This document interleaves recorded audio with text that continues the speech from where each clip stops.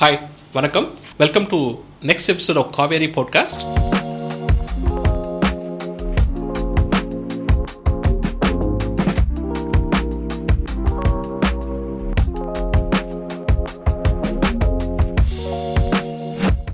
நான் doctor K Bharanidharan, senior consultant diabetologist from Kaveri ஹாஸ்பிட்டலில் இருந்து பேசுகிறேன். இன்றைக்கி டயபெட்டிஸ் வந்தாலே அது கூட ஹார்ட் ப்ராப்ளம் வந்துருமோ அப்படின்னு ஒரு பெரிய பயம் இருக்குது. ஸோ அதனால் நம்மளுக்கு டயபெட்டிஸ் வந்தால் ஹார்ட்டை பற்றி A to Z என்ன விஷயம் தெரிஞ்சுக்கலாமா, அதுக்காக நம்ம கூட senior consultant cardiologist doctor Sundar sir நம்ம கூட வந்திருக்காரு. இன்றைக்கி டயபெட்டிஸும் ஹார்ட்டை பற்றி நம்ம டிஸ்கஸ் பண்ண போகிறோம். Welcome doctor Sundar sir. வணக்கம் sir. Thank you for welcoming me. இப்போ டயபெட்டிஸ்னால் முன்னாடி சுகர் கண்ட்ரோல் அப்படின்னு நினச்சிட்டு இருந்த காலம் போய் இன்றைக்கி டயபெட்டிஸ், ஏன்னா பிகாஸ் பிளட்டில் சுகர் அதிகமாக இருக்குது. அப்போ நம்ம பிளட்டு ரொம்ப இம்பார்ட்டன்ட். ஹார்ட்டுக்கு பிளட்டு போகுது, அந்த பிளட்டு சர்க்குலேஷன்ஸ் எவ்வளோ இம்பார்ட்டன்ட். ஸோ அப்போ ஒருத்தவங்க டயபெட்டிஸ்க்கு அந்த ஹார்ட்டுக்கு எவ்வளோ இம்பார்ட்டன்ஸ் இருக்குன்றது நம்ம என்ன மாதிரி விஷயத்தை ஃபர்ஸ்ட் சிம்டம்ஸ்ன்னு எடுத்துக்கலாம். இப்போ ஒருத்தவங்க டயபெட்டிஸ் இருக்குன்னா அவங்க என்ன மாதிரி சிம்டம்ஸை அதாவது நெக்லெக்ட் பண்ணக்கூடாது, அதை கண்டிப்பாக பார்க்கணும் அப்படின்னா நீங்கள் எதை சொல்லுவீங்க? சார், டயபெட்டிஸை பொறுத்த வரைக்கும் ஹார்ட் எப்படி பாதிக்குதுன்றத நான் சொல்கிறேன் சார். அதுக்கப்புறம் ஒவ்வொரு வியாதிக்கு எப்படி அதோட பாதிப்புக்கு ஏற்ற மாதிரி என்னென்ன சிம்டம்ஸ் வருதுன்னு நான் சொல்கிறேன் sir. First of all, diabetes நீங்கள் சொன்ன மாதிரி ரத்தத்தில் அதிகமான சர்க்கரை, அந்த சர்க்கரையை மெட்டபலைஸ் பண்ண முடியாததுனால ரத்தத்திலே அந்த சர்க்கரை தங்கிடுறதுனால அதனால வரக்கூடிய பாதிப்புகள். இப்போ நார்மலாக நம்ம ரத்த குழாயவே பார்த்தோம்னா நம்ம ரத்தம் எப்போவுமே நீர்த்து தண்ணியாக தான் ஓடிக்கிட்டே இருக்கும் சார். எங்கேயுமே அது கிளாட் ஆகாது. அதுக்கு என்ன காரணம்னு நம்ம யோசிச்சு பார்த்தோம்னா, அந்த ரத்த குழாயில் இருக்கக்கூடிய இன்னர் லைனிங் எண்டோத்திலியம், அந்த எண்டோத்திலியம் தான் ரத்தத்தை எப்போவுமே தண்ணியாக வச்சுக்கிட்டே ஓடும் சார். இந்த டயபெட்டிஸ் இந்த எண்டோத்திலியத்தை பாதிச்சிருது. ஸோ அப்படிங்கிற பட்சத்தில் டயபெட்டிஸ் பர்சன்ஸோட ரத்தம் உறையிறதுக்கு நிறைய சான்சஸ் இருக்கும். ஸோ அதனால ஏற்படக்கூடிய பாதிப்புகள். ஸோ ரத்தம் உறையுது அப்படின்னு சொன்னாலே நம்மளுக்கு ஹார்ட்டில் இரத்த குழாயில் அடைப்புகள் உருவாகிறதுக்கான வாய்ப்புகள் ஜாஸ்தி. ஸோ இது ஒரு பகுதியில் சர்க்கரை எப்படி இருதயத்தை பாதிக்குதுன்னு சொல்லலாம். ரெண்டாவது எப்படி பாதிக்கலாம் அப்படின்னா, இப்போ நார்மலாக நம்ம சர்க்கரை வியாதி, நீங்களே நிறைய பேஷண்ட்ஸை நீங்கள் பார்த்துருப்பீங்க உங்கள் இதில். அதில் நிறைய பேஷண்ட்ஸு சர்க்கரை வியாதி வந்தால் உடம்பு மெலிஞ்சு போயிடுதுன்னு சொல்லுவாங்க, அது வெயிட் லாஸ் இருக்கும் அப்படின்னு சொல்லுவாங்க. சேம் திங் ஹார்ட்டோட மசில்ஸ்லையும் அப்படி தான் சார் சொல்லுவோம். டயபெட்டிக் கார்டியோமயோபதி, ஹார்ட் மசில்ஸோட செயல்திறன் குறைஞ்சிரும். ஸோ அவங்களுக்கு அடைப்பெல்லாம் இருக்காது ரத்த குழாயில், பட் நிறைய பேருக்கு அடைப்பு இல்லாமையே ஹார்ட் ஃபங்க்ஷன் அது கீழே போயிடும். ஸோ டயபெட்டிக் கார்டியோமயோபதி வர்றதுனால ஹார்ட் பம்பிங் வீக் ஆகிறது ஒரு இது இருக்கும் சார். எனக்கு டயபெட்டிஸ் வந்துச்சுன்னா நம்மளுக்கு செஸ்ட் பெயின் வர்றதே தெரியாது அப்படின்றது ரொம்ப ஒரு சந்தேகம் இருக்கும். ஸோ அதை நீங்கள் கரெக்டாக நீங்கள் அட்ரஸ் பண்ணீங்க. இப்போ ஏன் அந்த சிம்டம்ஸ் அதை பற்றி நீங்கள் சொன்னீங்கன்னா புரியும். ஏன்னா பிகாஸ் இப்போ சில பேருக்கு சைலண்டாக செஸ்ட் பெயினே வராது, அதில் பார்த்தீங்கன்னா ரொம்ப அதுக்கான காரணம் என்ன? ஏன் டயபெட்டிஸ் பேஷண்ட்களுக்கு இப்படி இருக்கு? ஆமாம் சார், அந்த இப்போ வலிங்கிறது ஒரு நரம்பு சம்பந்தமானது தானே சார். வலி எதனால ஏற்படுது? அது pain nerve fibres which carry the pain sensation அப்படிங்கிற அந்த நரம்பு மண்டலம் பாதிக்கப்படுது சார். இந்த இடத்துல இந்த வலியை எடுத்துட்டு போய் மூளைக்கு சொல்ற அந்த நரம்பு பகுதி பாதிக்கப்படுறதுனால அந்த பேஷண்ட்ஸ்க்கு அடைப்புகள் ஜாஸ்தியாக இருந்தால் கூட அவங்களுக்கு வலியாக தெரியாமல் போயிடுறது. இது அதனால நீங்கள் கரெக்டாக சொன்னது மாதிரி ஒரு சைலண்ட் ஹார்ட் அட்டாக்ஸ்லாம் நிறைய டயபெட்டிக் பேஷண்ட்ஸில் பார்ப்போம். நல்லா தான் இருந்தேன், எனக்கு நெஞ்சு வலியே இல்லையே அப்படின்லாம் சொல்லுவாங்க, பட் ஸ்டில் இட் அக்கர்ஸ். இப்போது ஆக்சுவலாக டயபெட்டிஸ் டியூரேஷனுக்கும் இந்த ஹார்ட் இஷ்யூக்கும் ஹார்ட் ப்ராப்ளம் வரதுக்கும் ஏதாவது ஒரு லிங்க் இருக்குங்களா? இப்போ ஆரம்ப கட்டத்தை சர்க்கரை நோய்னு சொல்கிறோம், ப்ரீ டயபெட்டிஸ், அதுலேயும் ஹார்ட் ப்ராப்ளம் வரதுக்கான வாய்ப்பு இருக்குங்களா? இல்லை ஒரு 10 வருஷம் கழிச்சு தான் நம்மளுக்கு ஹார்ட் ப்ராப்ளம் அப்படின்னா உங்களுடைய வெரி இம்பார்ட்டன்ட் கொஸ்டின் சார் இது. ஆக்சுவலாக நிறைய பேருக்கு எனக்கு அந்த டியூரேஷன் ஆஃப் த டயபெட்டிஸ், அதுலேயும் அந்த டியூரேஷன் எனக்கு இப்போ தானே, எனக்கு சர்க்கரைலாம் ரொம்ப நாள் இல்லை, 4 மாதத்துக்கு முன்னாடி தான் கண்டுபிடிச்சோம், எனக்கு அதுக்குள்ளேயும் ஹார்ட் ப்ராப்ளம் வந்துருச்சுமா வராதா அப்படின்லாம் கேட்பாங்க. டயபெட்டிஸ் டியூரேஷனுக்கும் ஹார்ட் டிசீஸ்க்கும் சம்மந்தம். லைக் டயபெட்டிஸ் ரொம்ப காலமாக இருந்தால் ஹார்ட் டிசீஸ் கண்டிப்பாக வர்றதுக்கான வாய்ப்புகள் நிறைய இருக்குது. பட் அதுக்காக டியூரேஷனுக்கும் இதுக்கும் சம்மந்தமே கிடையாது சார். ஈவன் அந்த ப்ரீ டயபெட்டிஸ் ஸ்டேஜ்லேயே அவங்க they are more prone for that, more riskier. அதாவது நார்மலாக சர்க்கரையே இல்லாத ஒருத்தருக்கும் சர்க்கரை ஆரம்ப கட்டத்தில் இருக்கிறவங்க, இல்லை சர்க்கரை வியாதி ஆரம்பித்தவங்க, இல்லை சர்க்கரை வியாதியில் கொஞ்ச நாள் இருக்கிறவங்க, இவங்களுக்கும் என்ன வித்தியாசம் அப்படின்னு சொன்னால் 2 பேருக்கும் கம்பேர் பண்ணி பார்த்தா 14% 20% அதிகமான ரிஸ்க் இவங்களுக்கு இருக்கும் சார். ஓகே. ஸோ இப்போ ஆக்சுவலாக வந்து நம்ம எடுத்த உடனே நிறைய விஷயங்கள் வந்து அவங்களை பயமுறுத்தி இது பண்ணுறதோட ஸோ அவங்களுக்கு வந்து இப்போ வந்து டயபெட்டிஸ் வந்துடுச்சு, அது வந்து குவாலிட்டி லைஃப் அதை தான் பற்றி நம்ம பேசுகிறோம். ஸோ இன்றைக்கி வந்து நம்ம ஹார்ட் ப்ராப்ளம் வராமல் தடுக்கணும்னா என்ன மாதிரி டெஸ்ட்டை வந்து நம்ம என்ன டைமில் பர்டிகுலராக பண்ணணும்? ஸோ ஏன்னா இன்றைக்கி ஆக்சுவலாக வந்து டயபெட்டிஸ் வந்ததுனால முதல்ல போய் எல்லா டெஸ்ட்டும் அப்படி பண்ணிடுறாங்க. அந்தமாரி டெஸ்ட் அவசியமா? இப்போ எந்த டைமில் எந்தெந்த டெஸ்ட் நம்ம வந்து அவசியம் பண்ணணும் அதை பற்றி உங்களுடைய ஆரம்ப காலகட்டங்கள்லேயே பேசிக்காக இருதயத்தோட ஹார்ட்டோட ஹெல்த் எப்படின்னா சாதாரணமாக பிபி, பல்ஸு, அவங்களோட இதை சீராக ஆராய்ஞ்சிக்கிறது, அது வந்து ஜெனரல் ஃபிசிஷியன், டயபெட்டாலஜிஸ்ட் எல்லாருமே அவங்களே மானிட்டர் பண்ணுவாங்க. அதுவே போதுமானது. அடுத்த லெவல் ஆஃப் டெஸ்ட் அப்படின்னு சொன்னோம்னா 6 மாதத்துக்கு ஒருக்காவது அவங்களோட கொலஸ்ட்ரால் அளவை கண்டிப்பாக பார்க்கணும் சார். இதில் வந்து ரெண்டாவது ஒவ்வொரு டெஸ்ட்டுகளையும் பண்ணும் பொழுது 6 மாதத்துக்கு ஒருக்கா கொலஸ்ட்ரால் டெஸ்ட்டை கண்டிப்பாக பண்ணுறோம். வருஷத்துக்கு ஒருக்கா ஒரு general checkup in the sense ஒரு இசிஜி, எக்கோ, எஸ்பெஷலி ட்ரெட்மில் அவங்களால நடக்க முடியுது, ஒரு டாக்டர் அவங்கள இது எக்ஸாமின் பண்ணி இவங்களால ட்ரெட்மில் ஓட முடியும்னு நினைக்கிறாங்க அப்படின்னா கண்டிப்பாக வருஷத்துக்கு ஒருக்கா ஒரு ட்ரெட்மில். ஏன் இந்த ட்ரெட்மிலுக்கும் ஏன் வெறும் இசிஜி எக்கோலாம் நிறைய பேர் சொல்லி நீங்கள் கேள்விப்பட்டிருப்பீங்க, இசிஜி எக்கோலாம் நார்மலாக இருந்தது ஆனால் எனக்கு இந்த வாரம் ஹார்ட் அட்டாக்லாம் வந்துருச்சு அப்படின்னா. இசிஜி எக்கோ எல்லாமே படுக்க வச்சு எடுக்கிறது சார். படுக்க வச்சு எடுத்தோம்னா இருதயம் ரெஸ்ட்டில் இருக்குன்னு அர்த்தம். அதுக்கு தேவைப்படுற ரத்தம் வந்து ஒரு 20-30% இருந்தாலே போதும். படுக்க வச்சு இருதயம் நார்மலாக தெரியும். அதுக்காக தான் இருதயத்தை எக்ஸர்ட் பண்ணுறதுக்காக ட்ரெட்மில் பண்ணுவோம். ஸோ ட்ரெட்மில்ல அவங்க ஹார்ட் ரேட் இன்க்ரீஸ் ஆக அவங்களுக்கு ரத்த ஓட்டம் அந்த ஹார்ட்டுக்கு கிடைக்குதா இல்லை அடைப்பு ஏதாவது இருந்து ரத்த ஓட்டம் கிடைக்காம போதாங்கிறத ஈஸியாக கண்டுபிடிச்சிடலாம் சார். ஸோ ட்ரெட்மில்ல வருஷத்துக்கு ஒருக்கா பண்ணுறது ரொம்ப எசென்ஷியல். ஸோ அப்போ இசிஜி, எக்கோ, ட்ரெட்மில் இது எல்லாமே வந்து ஒரு பேசிக்காக கண்டிப்பாக வந்து நம்ம ஹார்ட் ப்ராப்ளம் வரதுக்கு முன்னாடி நம்ம இதை பண்ணுறோம். இப்போது ஆக்சுவலாக வந்து ஒரு ரொம்ப சிம்பிளாக நம்ம கிளினிக் ப்ராக்டிஸில் நடக்கிறது, யாராவது செஸ்ட் பெயின் போகிறாங்க, அவங்க டாக்டரை பார்க்குறாங்க, அது வந்து ஹார்ட் ப்ராப்ளமாக இல்லைன்னா கேஸ்ட்ரிக்னு சொல்லிட்டு மெடிசன்ஸ் இருக்குது. நெக்ஸ்ட் டே பார்த்தோன்னா அது பெரிய ப்ராப்ளமாக இருக்குது. அப்போ வந்து எல்லா செஸ்ட் பெயினுமே வந்து எப்படி நம்ம அணுகிறது, அதுதான் ஒரு பெரிய ஒரு இதுவாக இருக்குது. இப்போது நிறைய பேஷண்ட்ஸ் வந்து நம்ம மிஸ் பண்ணிக்கோம், செஸ்ட் பெயின், கேஸ்ட்ரிக் பார்த்து மறுநாள் பார்த்தோன்னா அது பெரிய ஹார்ட் ப்ராப்ளம் வருது. அப்போ என்ன விஷயம் நம்ம நோட்டீஸ் பண்ணணும், எப்போ யாருக்கு அந்த இசிஜி, அடுத்ததாக சில என்சைம்ஸ் ஏதாவது நம்ம டெஸ்ட் பண்ணணும் அப்படின்ற மாதிரி உங்களுடைய பரலை இது கண்டிப்பாக பண்ணணுமா அப்படின்றது? கண்டிப்பாக சார். ஆக்சுவலாக ஒரு பேஷண்ட்டு, ஒரு மிடில் ஏஜ் பேஷண்ட்டோ ஒரு ஓல்டர் ஏஜ் பேஷண்ட்டோ ஒரு சந்தேகத்துக்கு இடமான ஒரு நெஞ்சு வலியோ அது கேஸ்ட்ரிக் பெயினாகவே இருந்துட்டு போட்டும். ஆனால் சந்தேகத்துக்கு இடமாக ஒரு நெஞ்சு எரிச்சலோ அந்த மாதிரி ஒரு பெயின் வந்ததுன்னா கம்ப்ளீட்டாக அவரை எவாலுவேட் பண்ணி தான் சார் ஆகணும். ஈவன் தென் ஒரு பேஷண்ட்டுக்கு வந்து ஒரு இசிஜி பக்கத்தில் எடுக்கிறாங்க, இசிஜி நார்மல்னால் வீட்டுக்கு போக சொல்லக்கூடாது சார். மோஸ்ட் ஆஃப் த நிறைய பேப்பர்ஸில் இப்போ வரும், நிறைய சயின்டிஃபிக் பேப்பர்ஸில் பார்த்தீங்கன்னா இனிஷியலாக ஹார்ட் அட்டாக் வந்தவங்களுக்கு நிறைய பேருக்கு இசிஜி நார்மலாக இருக்கும். அது வந்து போக போக தான் எவால்வ் ஆகும். ஸோ எவ்ரி 20 மினிட்ஸு அடுத்த 2 மணி நேரத்துக்கு அவங்க ரிப்பீட் பண்ணுவாங்க அந்த இசிஜியை. அதே மாதிரி அந்த ஹார்ட் பெயின் இது செஸ்ட் பெயினோட வந்தோடனே அந்த என்சைம் டெஸ்ட் ஒன்று ட்ரோபோனின்னு பண்ணி பார்ப்பாங்க. நிறைய பேர் அந்த ட்ரோபோனின் ஃபஸ்ட்டு டெஸ்ட்டு எடுத்து முடித்தோடனே நெகட்டிவாக இருந்தது வீட்டுக்கு போங்க அப்படின்னு சொல்லக்கூடாது. ஏன்னா the troponin can rise immediately after chest pain, உடனே ரைஸ் ஆகலாம், இல்லை 6 மணி நேரம் கழித்து கூட ரைஸ் ஆகலாம். அது ஸோ எந்த அளவுக்கு மசில் டேமேஜ் ஆகுதோ அந்த அளவுக்கு ட்ரோபோனின் ரைஸ் ஆகும். ஸோ அதுக்காக ஃபஸ்ட்டு இதுவே நெகட்டிவாக இருக்குது ட்ரோபோனின் எனக்கு ஒன்றுமே இல்லைன்னு கூட வர முடியாது. இதையும் மீறி அடுத்த தடவை நாங்கள் நிறைய பேஷண்ட்ஸை பார்க்குறோம். அதில் வந்து செஸ்ட் பெயின் வருவாங்க, இசிஜி நார்மலாக இருக்கும், எக்கோ நார்மலாக இருக்கும், ட்ரோபோனின் நெகட்டிவாக இருக்கும், நார்மலாக இருக்கும், ஸ்டில் பேஷண்ட் வந்து செஸ்ட் பெயின். ஸோ இங்கே தான் டாக்டரோட அந்த கிளினிக்கல் நாலேஜ் கண்டிப்பாக தேவைப்படும். அவர் வந்து அவர் அனுபவமிக்க டாக்டர் அதை பார்த்து முடிச்சுட்டு இந்த பேஷண்ட்டுக்கு இதையும் மீறி இவருக்கு இருதய பிரச்சனை இருக்க வாய்ப்பு இருக்குதுன்னு நினச்சாருன்னா அவர் ஃபர்தராக ப்ரொசீட் பண்ணுவார்.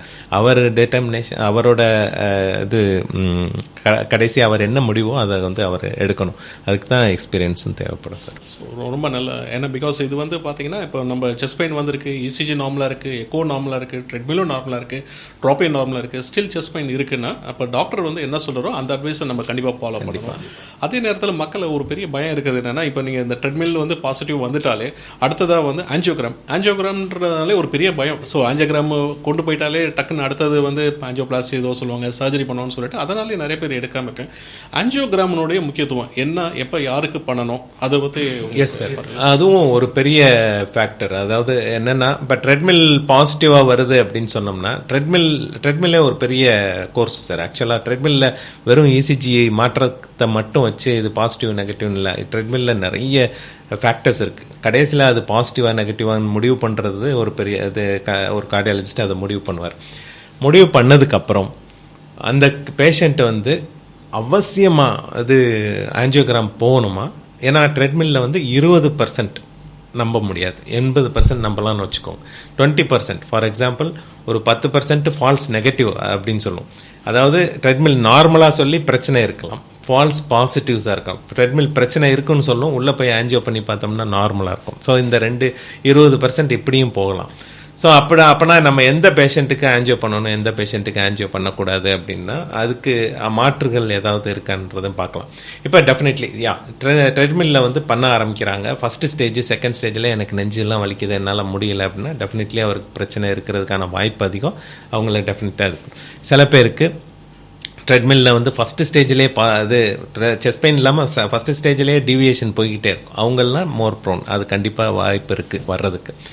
சில பேர் 5 ஸ்டேஜையும் நல்லா நடந்துருவாங்க. 5 ஸ்டேஜில் 4வது ஸ்டேஜில் மாற்றங்கள் வர ஆரம்பிக்கும். இந்த இடத்துல தான் நம்ம ரொம்ப கேர்ஃபுல்லாக இருக்கணும். இவர் இவ்வளோ ஒருவேளை ஹார்ட்டில் இவ்வளோ பிரச்சனை இருந்தால் இந்த 5 ஸ்டேஜ் போயிருக்க முடியுமான்னு ஒரு டாக்டர் யோசிப்பார். ஸோ அந்த நேரத்தில் அவருக்கு வந்து அதாவது அதுக்காக பிரச்சனை இல்லைன்னு வெளியில் அந்த டெஸ்ட்டை வச்சு சொல்ல முடியாது. பட் ஸ்டில் அவருக்கு வந்து சிடி ஆஞ்சியோகிராம் அப்படிங்கிற டெஸ்ட், இன்வேசிவ் ஆஞ்சியோகிராம் இல்லாமல் சிடி ஆஞ்சியோகிராமாவும் கூட எடுக்கலாம். ஸோ இந்த மாதிரி க்ரைட்டீரியாஸ் இருக்குது சார். ட்ரெட்மில்ல இந்த க்ரைட்டீரியாவை இவங்க சாட்டிஸ்ஃபை பண்ணாங்கன்னா இவங்களை ஆஞ்சியோகிராம் அனுப்புவோம். இந்த க்ரைட்டீரியாவை அவங்க சாட்டிஸ்ஃபை பண்ணலை அப்படின்னா அவங்களுக்கு ஆஞ்சியோகிராம் தேவையில்லைன்னு சொல்லிடுவோம். அவ்வளோதான். இப்போ எனக்கு பேசிக்காக நம்ம ஆஞ்சியோகிராம்னா என்ன சார், அது என்ன நீங்கள் பார்க்குறீங்க?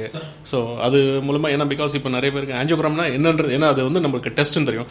அந்த ஆஞ்சியோகிராம் மூலமாக நம்மளுக்கு என்ன விஷயம் கண்டுபிடிக்கிறோம், அது எப்படி நம்ம பேசிக்காக ஆஞ்சியோகிராம் அப்படின்னு சொன்னோம்னா இரத்த குழாயில் ஒரு மருந்தை செலுத்தி அந்த அடைப்பு இருக்கா இல்லையான்னு கண்டுபிடிக்கிறதுக்கு பேர் தான் ஆஞ்சியோகிராம். இதை வந்து கொரோனரி ஆஞ்சியோகிராம், கொரோனரினா இருதயத்தில் இருக்கக்கூடிய இரத்த குழாய்களில் அடைப்பு இருக்கா இல்லையான்னு கண்டுபிடிக்கக்கூடிய ஒரு டெஸ்ட். இந்த டெஸ்ட்டை வந்து கை வழியாகவும் பண்ணுவோம், கால் வழியாகவும் பண்ணுவோம். கை வழியாக போகிற அந்த ஆர்ட்ரி சைஸ் சின்னதாக இருக்குது, இல்லை போக முடியலைன்னா கால் வழியாக பண்ண முடியும். இதில் சாதாரணமாக ஒரு இது லோக்கல் அனஸ்தீசியாவை கொடுத்து அதுக்கப்புறம் அந்த இரத்த குழாயில் அந்த சின்ன டியூப் மூலமாக செலுத்தி இருதயத்துக்கு பக்கத்தில் போய் வெளியிலேருந்து இன்ஜெக்ட் பண்ணக்கூடிய பேர் கான்ட்ராஸ்ட் அப்படின்னு சொல்லுவோம் சார். அது வழியாக இன்ஜெக்ட் பண்ணுவோம். இப்போ ஒரு இரத்த குழாயில் ஒரு அடைப்பு இருந்தது அப்படின்னு சொன்னோம்னா அந்த இரத்த குழாய் வழியாக அந்த மருந்து போகும்போது மேலேருந்து எக்ஸ்ரே எடுக்கிறதுக்கு பேர் ஆஞ்சியோகிராம். அந்த மருந்து போகும்போது இரத்த குழாய் முழுசுமாக போச்சு அப்படின்னா அடைப்புகள் எதுவும் இல்லை. ஒரு இடத்துல இரத்த குழாயில் அடைப்பு இருக்குன்னா அந்த வழியாக போகாது, ஒதுங்கி போகும். ஸோ அப்போ வந்து அந்த ஒதுங்கி போகிறத வச்சு இத்தனை % பிளாக் இருக்குது, இத்தனை % பிளாக் இல்லைங்கிறத கண்டுபிடிப்போம் சார். இதுலேயும் அதை பேஸ் பண்ணி அவருக்கு வந்து ஃபர்தரான ட்ரீட்மெண்ட்டு என்னங்கிறத நம்ம டிசைட் பண்ணுவோம் சார். இப்போ நம்ம இந்தியாவில் பார்த்தீங்கன்னா நிறைய யங் பீப்புளுக்கு வந்து ஆக்சுவலாக ஹார்ட் ப்ராப்ளம் வருது, எஸ்பெஷலி டயபெட்டிஸ் இருக்கும், ஈவன் டயபெட்டிஸ் இல்லாதவங்களுக்கு கூட. பட் மெயினாக நான் தெரிஞ்சுக்க வேண்டிய விஷயம் வந்து ஏன் வந்து இந்த காலகட்டத்தில் நிறைய இளைஞர்களுக்கு வந்து ஹார்ட் ப்ராப்ளம் வருது. இது ஆக்சுவலாக இப்போ நீங்கள் சொன்ன மாதிரி அது ஒரு பேண்டமிக் மாதிரி ஆயிடுச்சு சார். அந்த டயபெட்டிஸ் மெயின்லி இந்த நான் கம்யூனிகபிள் டிசீஸ் எல்லாமே இந்த யங்கர் பர்சன்ஸை நிறைய பாதிக்குது.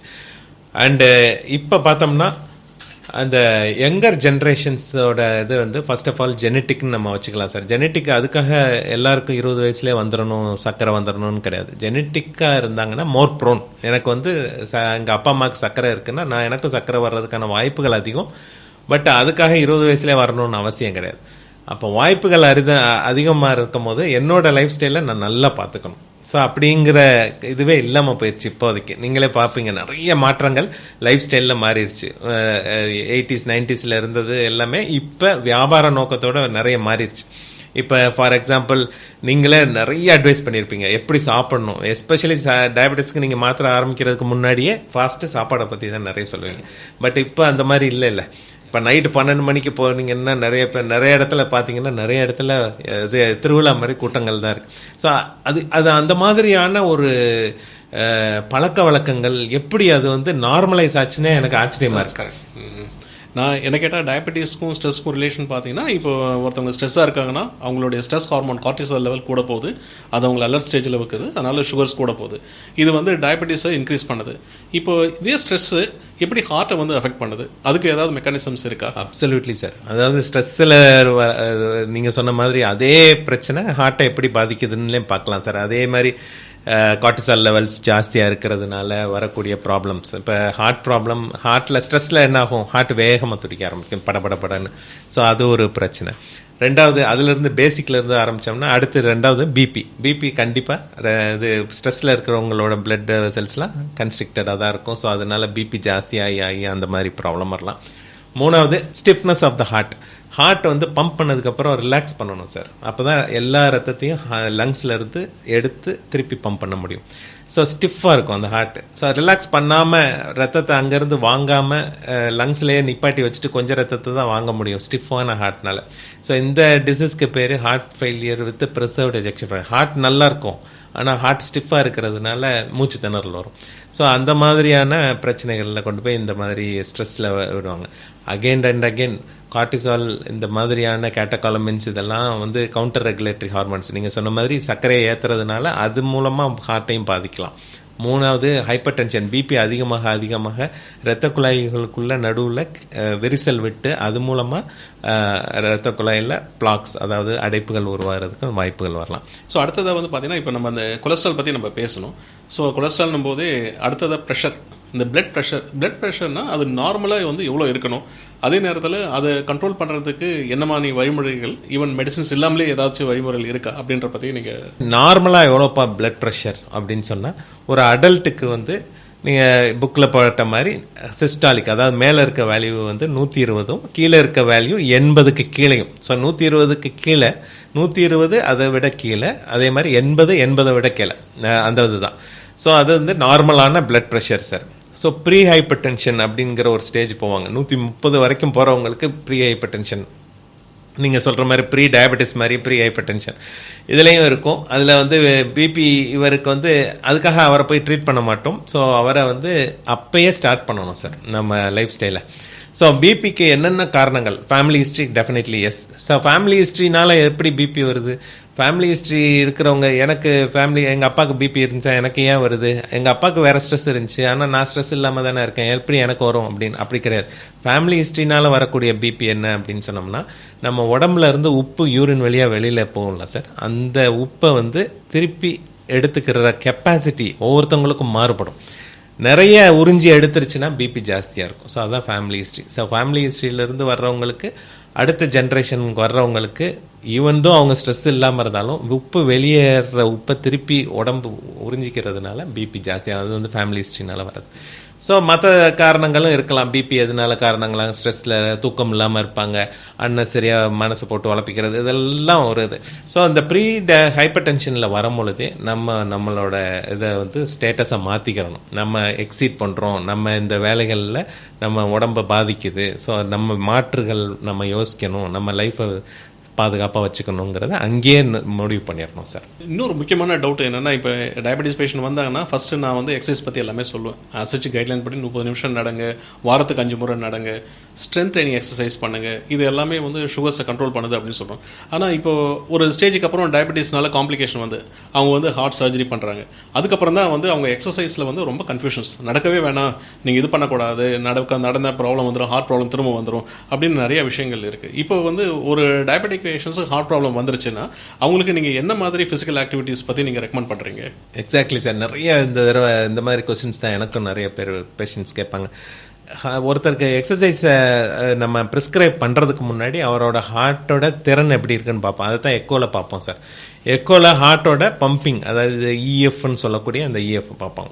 நிறைய பேருக்கு ஹார்ட் ப்ராப்ளம் வந்து சர்ஜரி பண்ணாலும் சரி, ஸ்டென்ட் போட்டாலும் சரி, நிறைய பேருக்கு ஹார்ட் பம்பிங் ஃபங்க்ஷன் நார்மலாக இருக்குது, அதாவது 55க்கு மேலே இருக்குது அப்படின்னு சொன்னோம்னா அவங்களுக்கு normal level of the exercise நம்ம ப்ரிஸ்கிரைப் பண்ணலாம் after recovery from the initial procedure. அதாவது சர்ஜரி வந்தால் 21 நாள் அல்லது 30 நாள் அவங்களுக்கு அந்த புண்ணுக்கு இன்னெல்லாம் ஆறி ஓரளவுக்கு நடமாட ஆரம்பித்ததுக்கு அப்புறம் அவங்க ஸ்ட்ரென்த்தெல்லாம் திருப்பி, ஏன்னா ஒரு மாதம் அந்த சர்ஜரியிலேருந்து வெளியே வந்து திரும்ப பழைய ஸ்ட்ரென்த்தை எடுக்கிறதுக்கு அந்த டைமை கொடுப்போம்.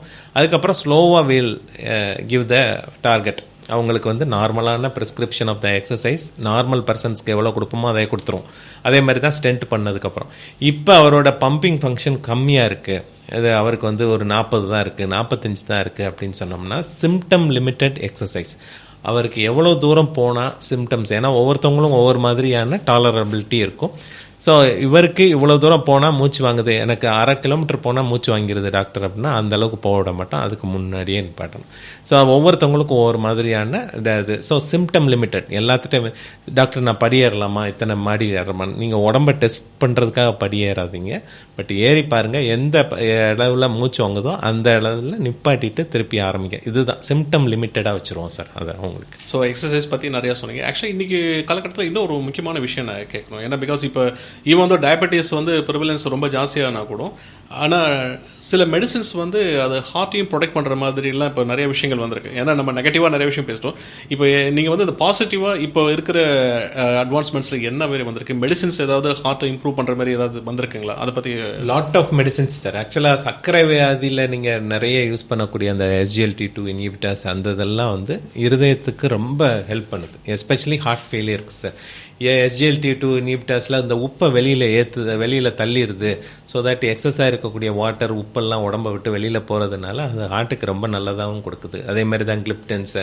ஸோ லாட் ஆஃப் இப்போ நியூயர் மெடிகேஷன்ஸ் அந்த காலத்தில் நீங்கள் இந்த சயின்டிஃபிக் பேப்பர்ஸில் எல்லாம் நம்ம எடுத்து பார்த்தோம்னா சர்க்கரை வியாதிக்கான மாத்திரையை பற்றி நிறைய படிச்சிருப்பாங்க. அது எவ்வளோ குளுக்கோஸை குறைக்குது கூட்டுது அப்படி தான் படிச்சிருப்பாங்க. அது 1996 2000க்கு அப்புறம் தான் இருதயத்துக்கு அது எவ்வளோ ஹெல்ப் பண்ணுதுங்கிறது அந்த இன்க்ளூட் ஆச்சு அந்த சயின்டிஃபிக் பேப்பர்ஸ்லாம். ஸோ பழைய மாத்திரைகளும் ஹெல்ப் பண்ணும், ஆனால் அதுக்கான எவிடன்ஸ் இல்லை அப்படிங்கிற. ஆனால் புதுவாக வர மாத்திரைகள் எல்லாமே இந்த இருதயத்துக்கு இது எப்படி ஹெல்ப் பண்ணும் அப்படிங்கிறதையும் சேர்த்து படிக்கிறதுனால இப்போ வரக்கூடிய மாத்திரைகளில் நிறைய அட்வான்டேஜஸையும் பார்க்குறோம். ஈவன் தான் பழைய மாத்திரைகளும் குட் மாத்திரை தான், அதாவது என்டையர் திங்ஸையும் புதுசாக கொண்டு வரலாம். பட் பழைய மாத்திரையும் நல்ல மாத்திரை. பட் புதுசாக வரக்கூடிய மாத்திரைகளில் இந்த மாத்திரைகள்லாம் வந்து ஏன் நான் இது சொல்ல ஒரு எக்ஸ்ட்ராவாக நான் என்ன சொன்னேன்னா, அப்புறம் பழைய மாத்திரைலாம் இல்லை நல்லது இல்லை புதுசு தான் நல்லதுன்றது மாதிரி போக வேண்டாம், அதுக்காக சொல்கிறேன் சார். பட் புதுசாக வரக்கூடிய மாத்திரைகள்லாம் நிறைய மாத்திரைகள் இருதயத்துக்கு நிறைய பெனிஃபிட் இருக்குங்கிறத சொல்கிறாங்க சார். ஸோ இன்றைக்கி வந்து டயபெட்டிஸ் அண்ட் ஹார்ட்டை பற்றி ரொம்ப தெளிவாக இன்றைக்கி டாக்டர் சுந்தர் சார் நம்மக்கிட்ட வந்து விளக்கமாக ஃப்ரம் ஆரம்ப கட்டத்திலேருந்து டயபெட்டிஸ் பற்றி ஹார்ட்டுக்கு என்ன இஷ்யூஸ் கொடுக்கும், அதை வந்து நம்ம எப்படி பாதுகாக்கலாம், என்ன மாதிரி அட்வைசஸ் நம்ம ஃபாலோ பண்ணணும் அப்படின்றத பற்றி எல்லாமே ரொம்ப நல்லா தெளிவாக சொன்னார். Thank you so much doctor Sundar sir. இன்னும் ஃபர்தராக வரப்போகிற காவேரி போட்காஸ்ட்டில் டயபெட்டிஸ் ரிலேட்டடாக மற்ற நீங்கள் என்ன விஷயங்கள் சந்தேகம் இருக்கோ அதை பற்றி எல்லாம் நம்ம ஃப்யூச்சரில் பார்க்கலாம். நன்றி, வணக்கம்.